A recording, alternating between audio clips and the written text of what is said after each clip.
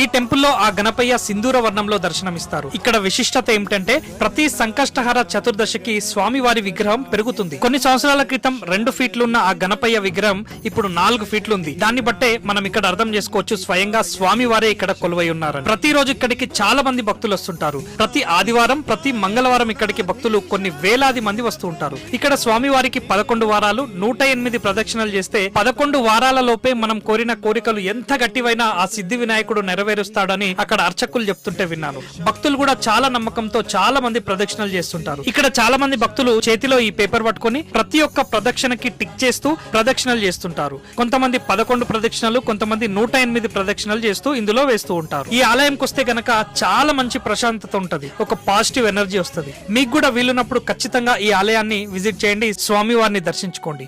ఈ ఆలయం సంగారెడ్డి నుంచి పడంచెరు వెళ్తుంటే మెయిన్ రోడ్ కే రుద్రారంలో ఉంటుంది. ఏపీ, తెలంగాణ, కర్ణాటకలో ఈ